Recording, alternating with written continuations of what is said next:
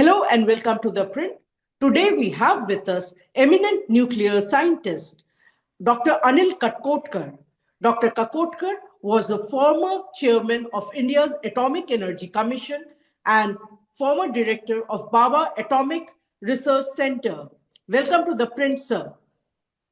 Thank you.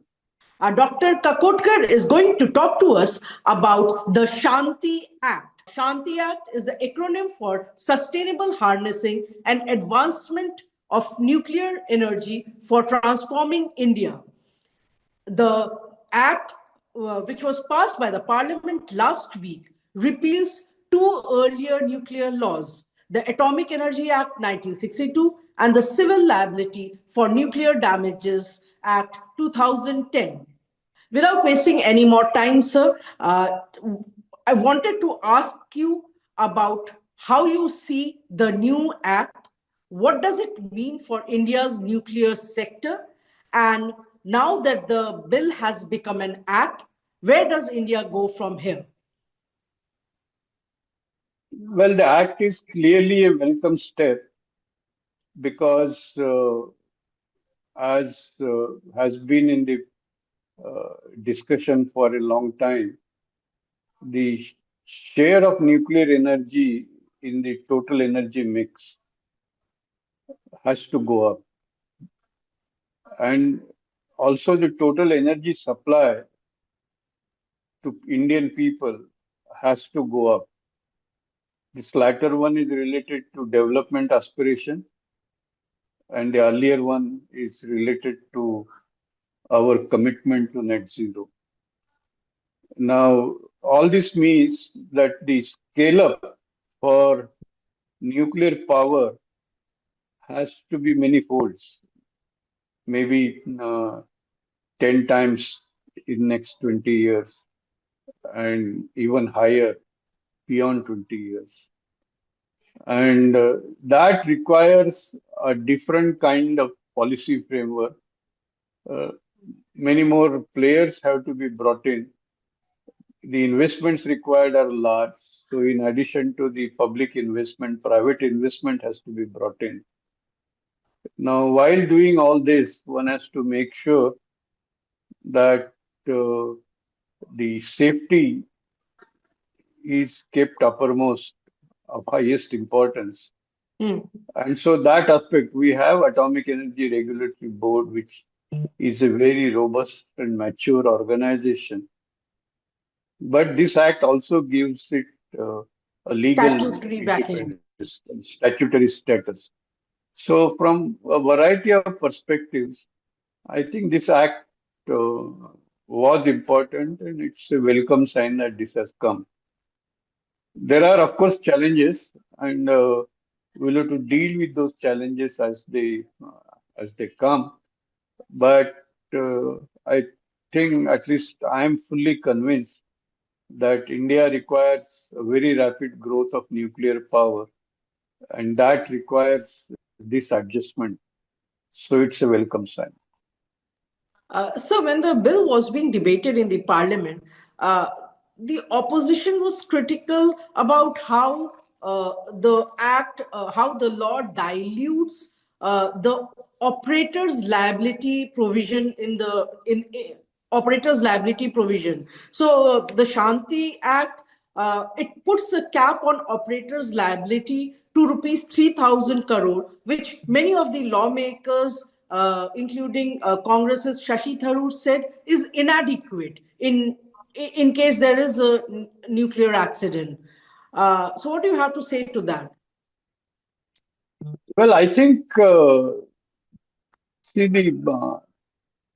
the law, the earlier liability act which we had, there was, I'll come to this quantum of liability in a moment, but that had this aspect of the recourse operator had on the supplier. Right to recourse, yeah. Right to recourse. That right to recourse is there even now. Even in this bill, there is a right to recourse. But they have removed. But they have removed clause B, sir. related Yes, to so this supplier's is liability. the patent latent defects, or if something has happened without a kind of a prior motive. Hmm.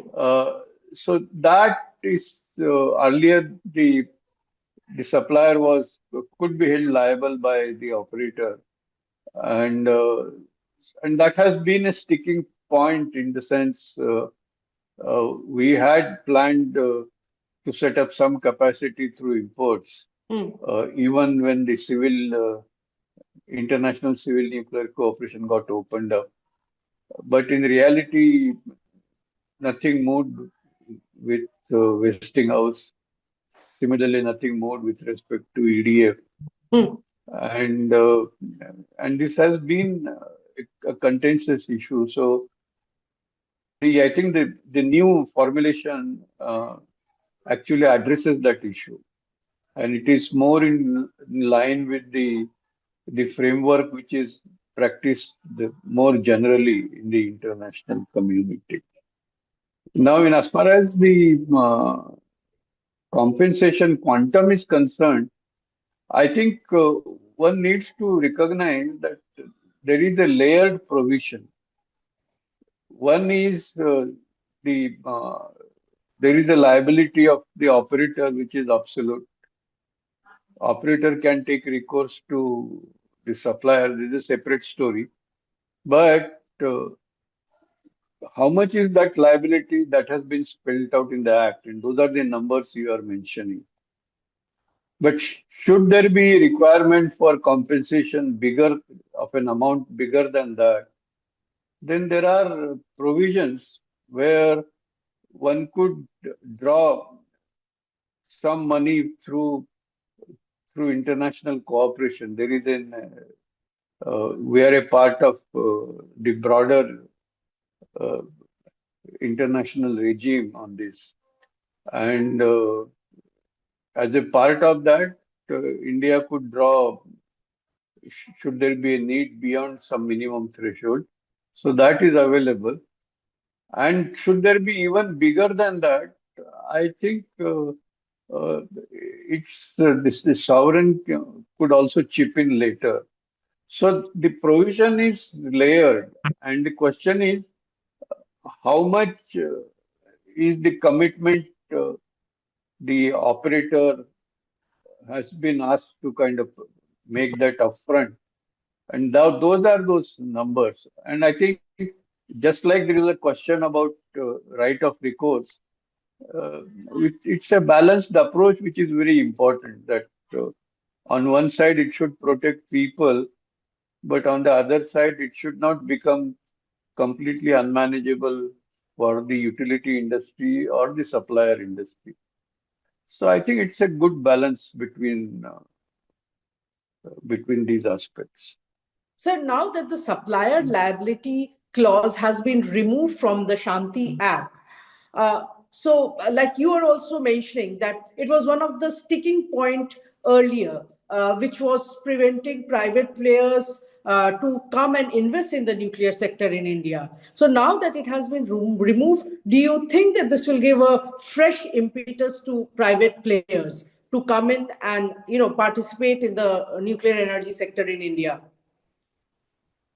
Yes, I think so. The problem was the way the provision of right to recourse was provided in the previous act.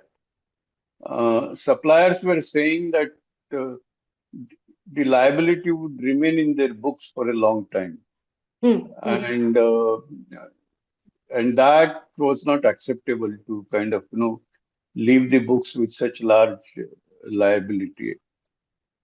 With the new formulation, the uh, the liability or right to recourse Hmm. uh, for kind of unknown factors or right to recourse for uh, some latent defects, these have been removed.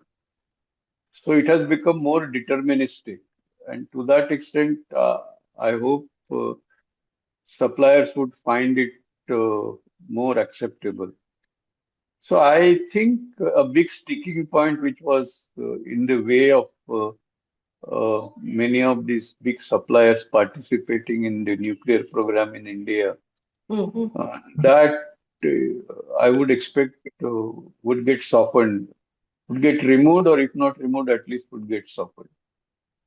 So recently, in this parliament session only, the parliamentary panel on science, technology, environment, forest and climate change, they submitted a report where they said that where they had reviewed the workings of Baba Atomic Research Center and NPCIL, and in that report they said that one of the issues that is of big concern is the fact how projects uh, uh, for instance, the Jaitapur project and the Kovada project in Andhra Pradesh, how they were sanctioned way back in 2010, but they haven't work hasn't even started there. And one of the major challenges was the delay in getting regulatory clearances from the authorities. So, do you think that now that the Shanti Act is in place, this aspect would get expedited, and I mean, even these projects would take off now? Yes, I think so. But of course, I must say that the two cases that you cited, Jaitapur delays and also the other Kovada. Kovada project getting delayed, that I think has reasons which are external to the basic NPCIL, DAE and things like that. Because there's an issue about one was this liability Yes. act, and so the both sides, that is the foreign supplier and the NPCIL, they couldn't reach an agreement. And also there was an issue about, I think there is an issue about the cost. So while the first one will get resolved, uh, because I think if a plant has to be set up in India, its electricity tariff has to be competitive with respect to other alternatives. Right. And so I think that has also played a significant role in delays in decision making. So, so I thought I'll just make that clear. However, I think the act would certainly help. The point is, uh, the when we are talking about such large program, uh, in fact, I've been saying this for quite some time, that it's probably not appropriate to expect that a single agency will be able to deliver such a large program. And Mm-hmm. so we should have provision for multiple agencies. So, of course, uh, in the recent past, NTPC, the MOU between NTPC and NPCIL has been revitalized. So that was a good sign. NTPC has created its own entity for implementing nuclear program. That is a good sign. But in addition, I think it is important that more entities, both in public sector space as well as in private sector space, should come in. And there is a bit of competition, which would be very important. And I think this act would certainly help in that direction. Sir, also the fact that right now we are dependent primarily on uranium for our nuclear reactors. Uranium continues to be the primary fuel. So you think you have been pushing for it, and in fact, in the parliamentary debate on the Shanti bill in Lok Sabha, Maharashtra MP Supriya Sule mentioned your name and said that you were the one who actually thought of moving from uranium to thorium. So, do you think that now is the time that we should push for it? Yes, yes. In fact, I have been saying this for quite some time. And quite independent of the act, as we are expanding the program, Hmm. and so uranium demand will keep going up. You might recall that when we're talking about opening up civil nuclear cooperation, nuclear commerce, Hmm. uh, the prime motivation for us was to be able to access uranium from outside Right. because we don't, at that time, we didn't have enough uranium.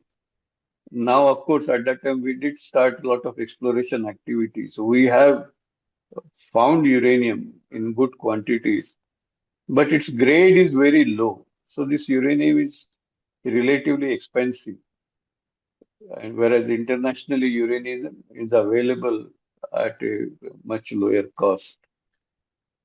Now, so at that time we solved this problem of creating access to uranium to grow the program. Now it is important that we also become fuel independent or energy independent because long-term energy security would actually dictate that such a step should be realized as soon as possible. So, in that context, India's objective has always been to move towards thorium because we have plenty of thorium. We can meet the energy requirements of India, plus also export energy along with our reactors to other countries. So, from point of view of long-term energy security, I think it is important that we move towards thorium. And since thorium does not have any fissile content, naturally occurring fissile content, one cannot start a reactor with thorium to start with. So Hmm. that's why everything begins with uranium. And then we had a plan to irradiate uh, thorium in kind of large capacity of fast reactors that we wanted to set up in second stage. Now that we are expanding the nuclear program on the basis of imported uranium, we are anyway enhancing the capacity, nuclear reactor capacity. So we can as well irradiate thorium in heavy water reactors. And it's actually nuclear wise, it's a very good proposition. Heavy water reactor is well suited to thorium utilization. And in fact, it can happen at a, at an economic advantage in the sense if you do that, uh, you move towards thorium by uh, the spent fuel that will come out of such reactors in which the thorium fuel is irradiated, and then the uranium 233, which will be produced in the process, that along with thorium can be used to set up uh, molten salt reactors. In fact, a small modular reactor based on molten salt reactor technology would be an ideal thing to for India to move forward. It will allow a lot of flexibility because of the small modular reactor. It will allow a lot of energy independence because we are using thorium. And we can do this without too much of cost because the heavy water fuel cycle compared to uranium alone, if you do this, you'll have savings. You Hmm. will have safety advantage. And then you can go to thorium much quicker, uh, particularly in the context of the fact that uh, fast breeder program is taking time. And of course, we should continue with fast breeder program, but we can't afford to delay thorium deployment any longer. Yeah. But so why has been the fast breeder program been delayed? Well, actually, it is always, these are those fast reactors technologies are technologies, first of kind technologies.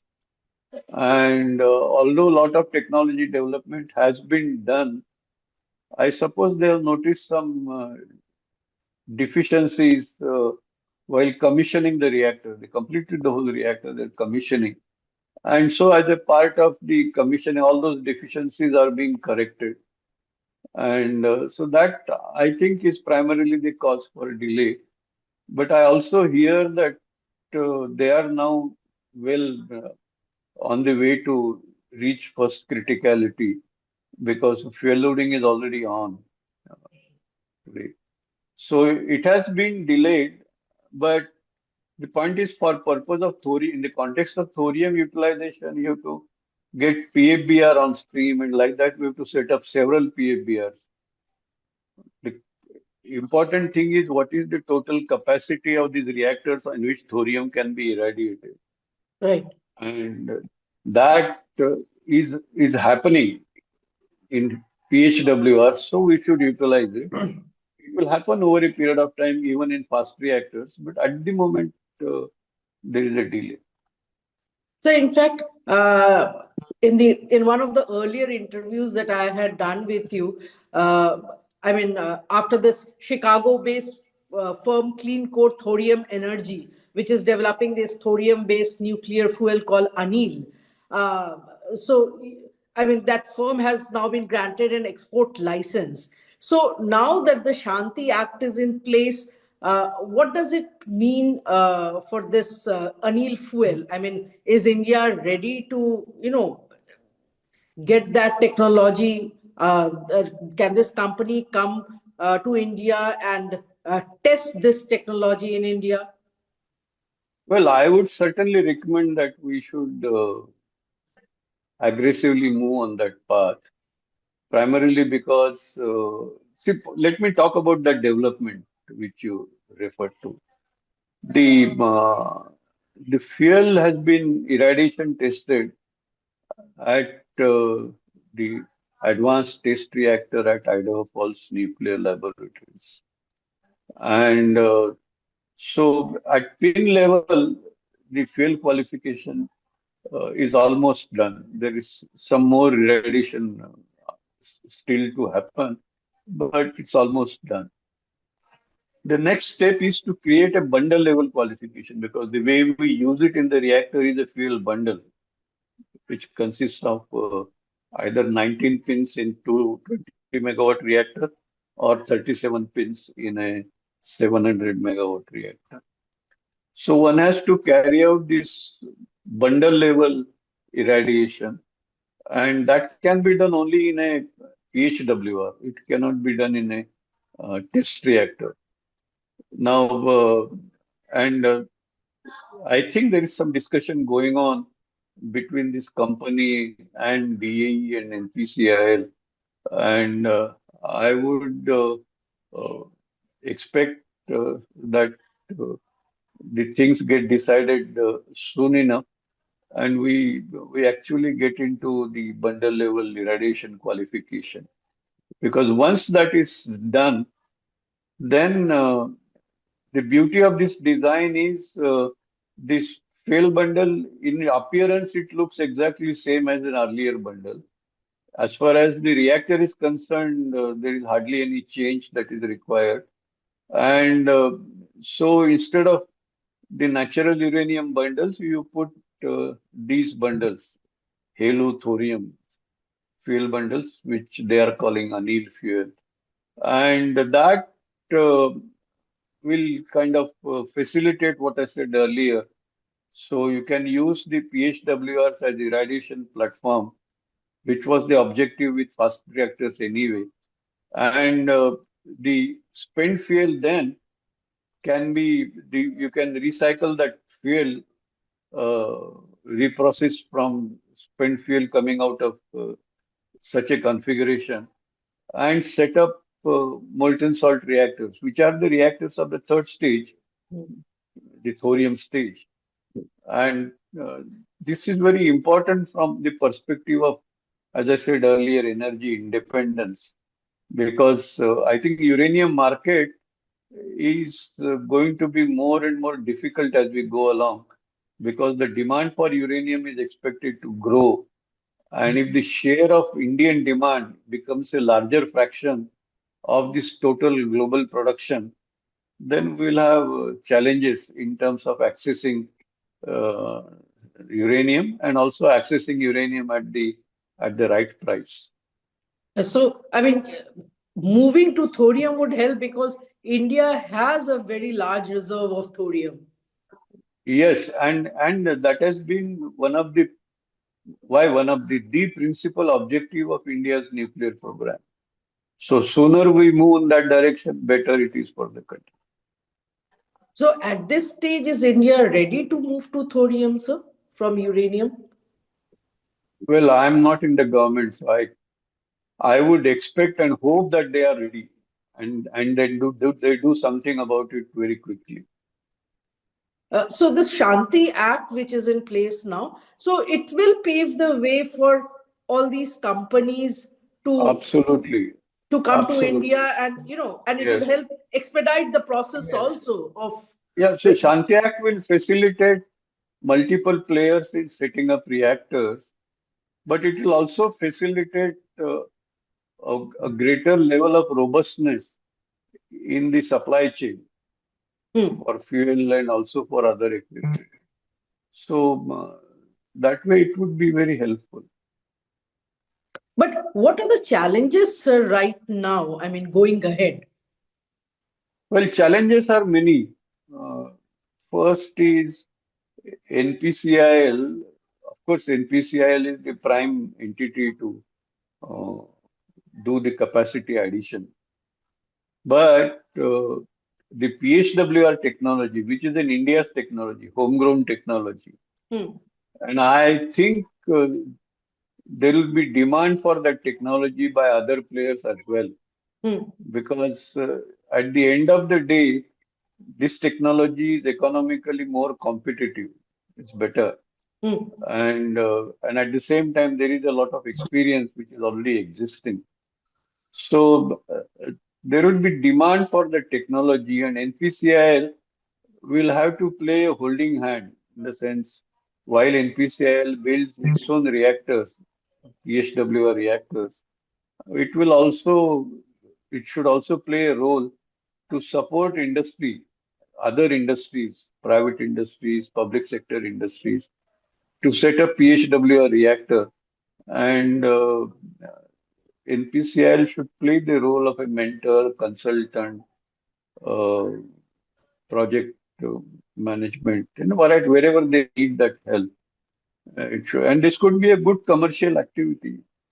So once that is done, so that because anyway the other entities they will be looking for technology transfer. Now some may decide to take tech transfer from foreign companies, but some may also decide to take technology transfer from India, PHWR, and that NPCIL will have to do.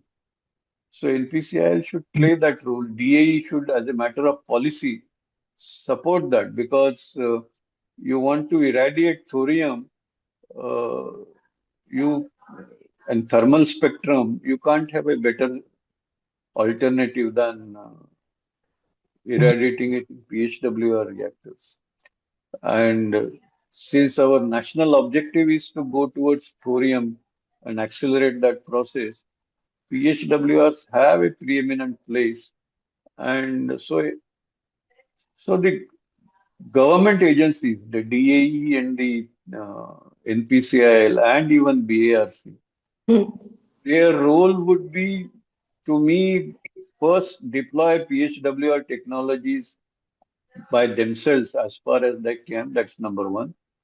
Number two, help other players, public and private, to deploy PHWR technology. Number three, uh, facilitate other players get technology from wherever they can get, provided it is economically competitive and meets all the safety criteria uh, to sort of promote that. Because there's so much of experience in the government, and that should be made available to all players who are kind of looking for such help. So the pace at which we are going right now, do you see India achieving the 100 gigawatt target of producing nuclear energy by 2047? Well, if you take the situation as of today, certainly not. It's not good. See, the point is, we we are talking about, uh, say today we are at 8.8 8.8 gigawatt. gigawatt. Yeah. So let us round it up to 10. So 100 minus 10, so 90 gigawatts have to be added. And between today and 47, there are 22 years. So Right. let us again round it to 20.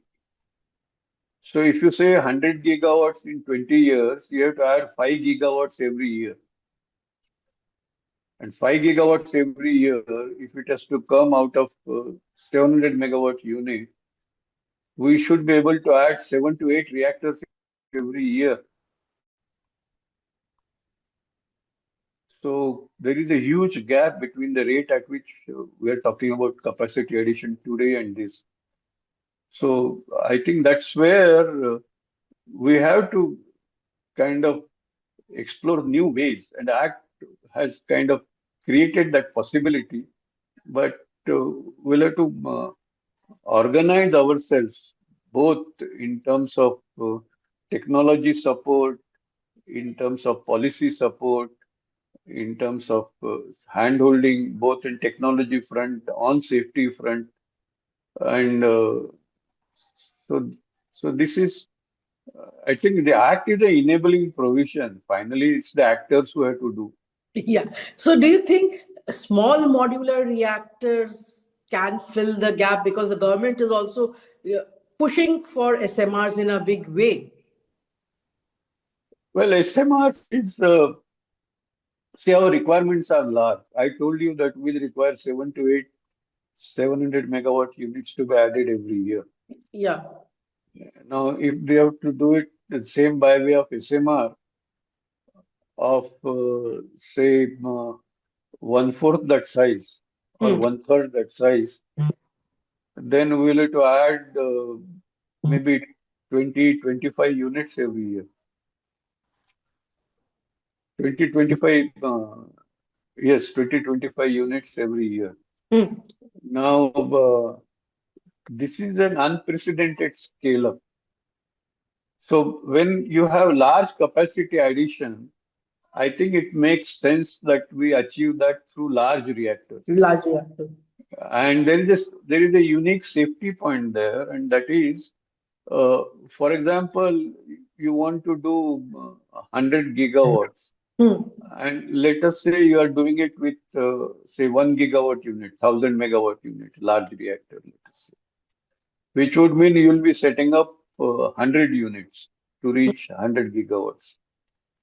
Now, if you say that you are going to do that with small modular reactors, and let's say you are talking about a 100 megawatt SMR, then to reach 100 gigawatts, you will require 1000 units. Now, as far as a severe accident in a reactor is concerned, if the basic features of these reactors are same, small and large, then you are actually increasing the probability of severe accident by a factor of 10. Hmm. Hmm.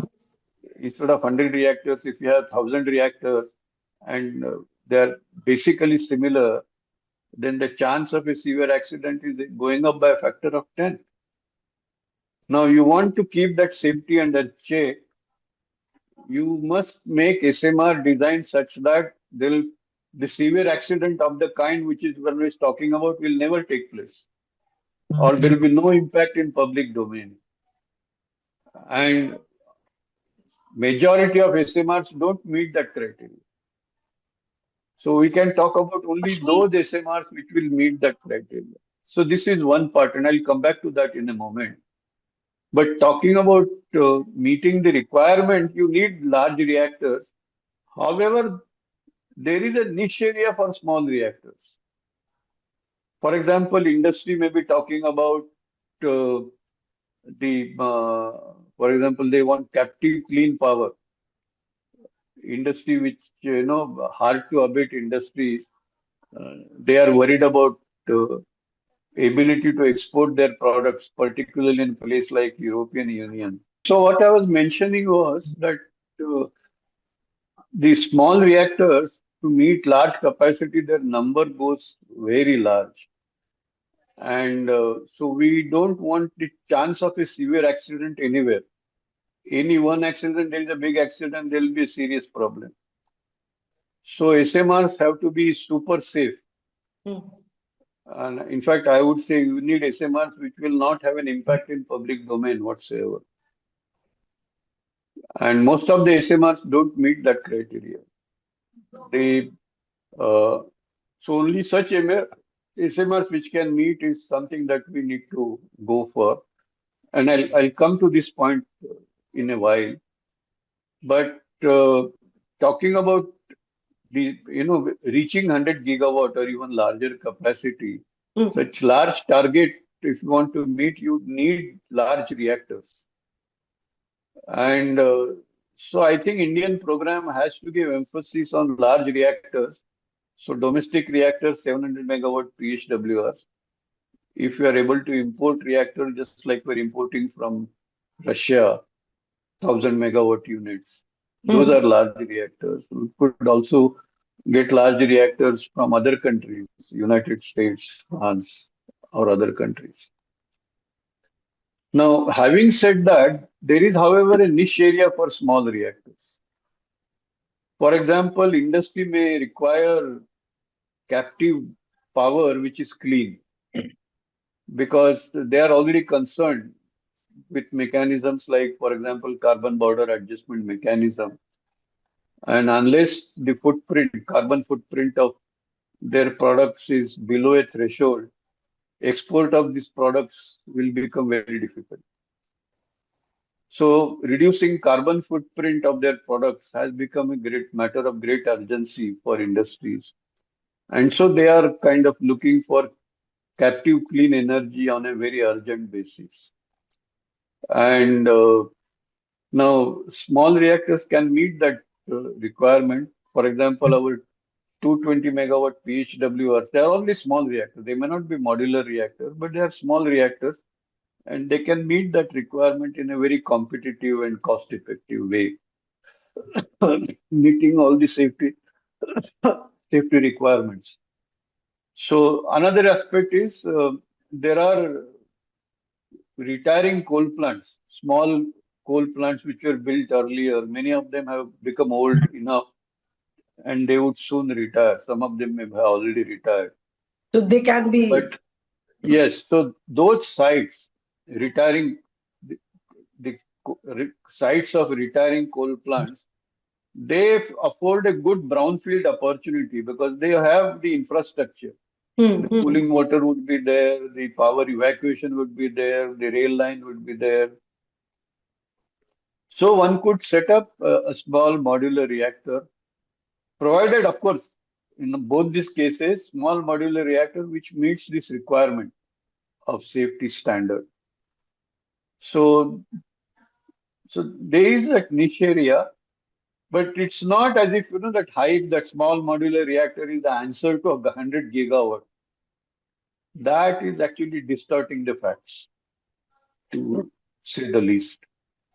Now, coming back to the safe reactors, I was talking about, uh, for example, SMRs based on molten salt reactors. Hmm.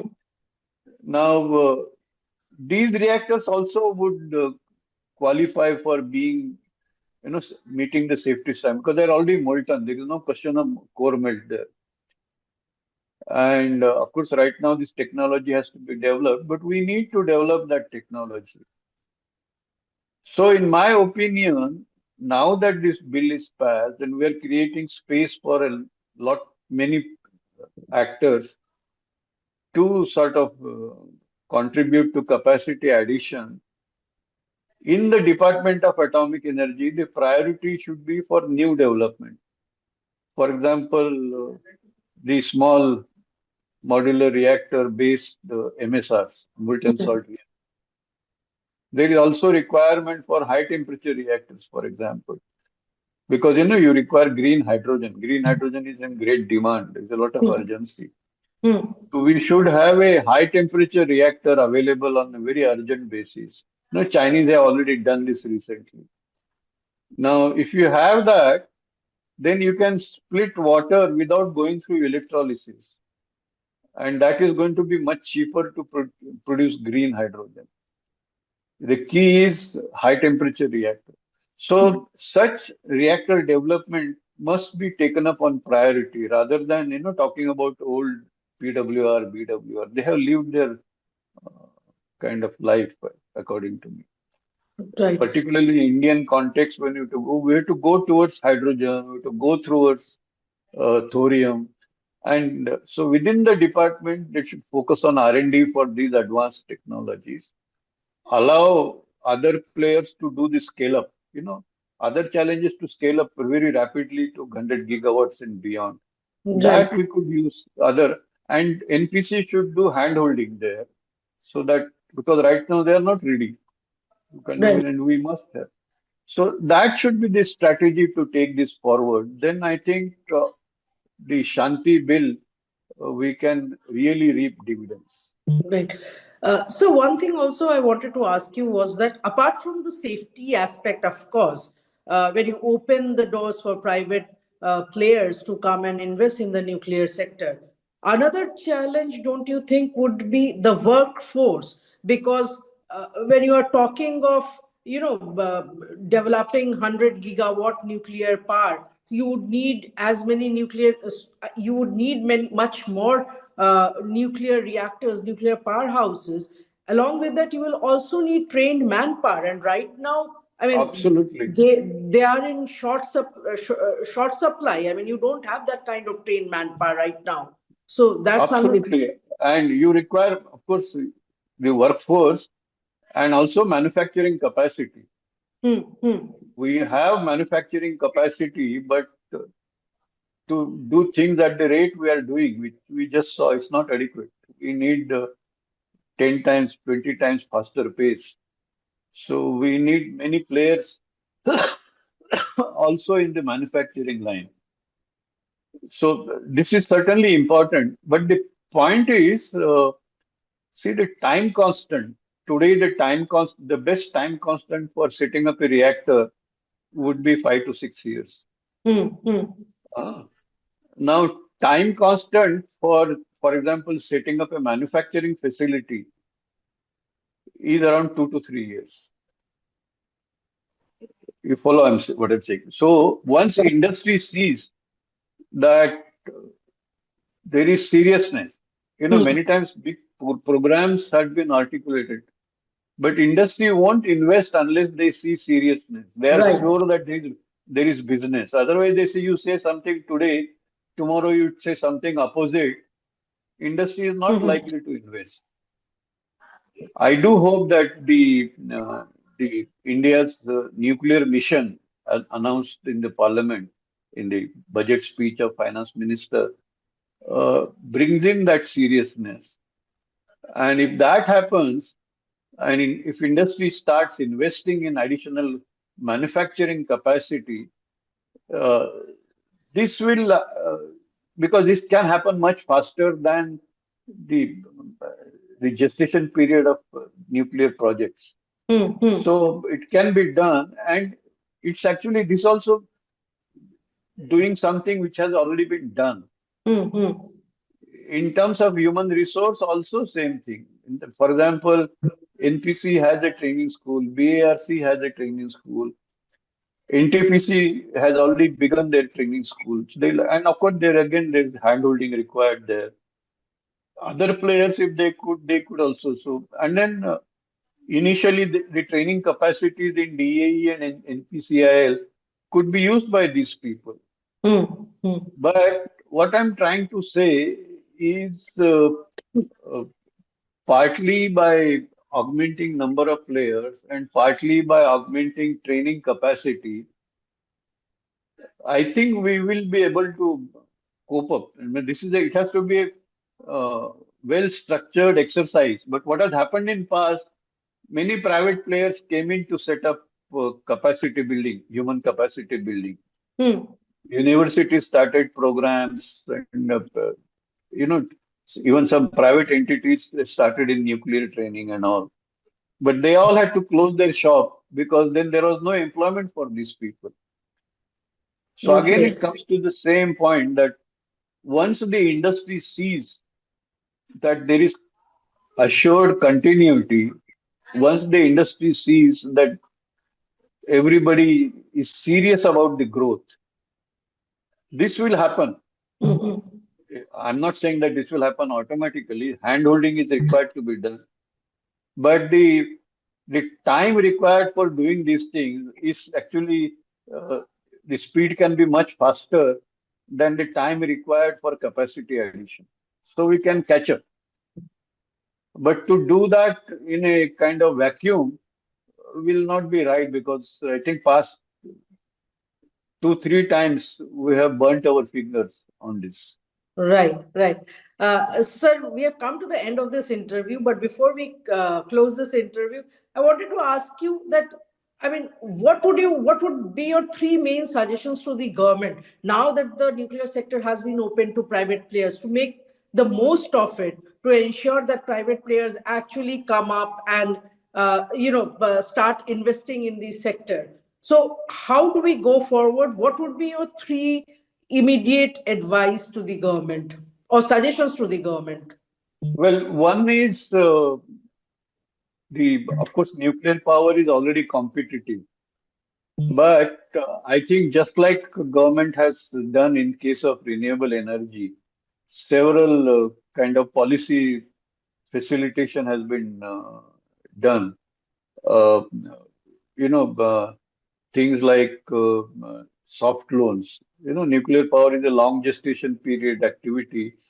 The interest during construction is a big burden. Yeah, Now, if one could create some facility of soft loans for nuclear power, uh, then I think it will make nuclear power will become even more competitive than what it is today. Similarly, operationally,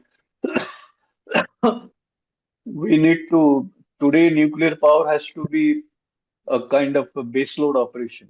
It cannot, hmm. take a lot of flexing, lot of variations in power.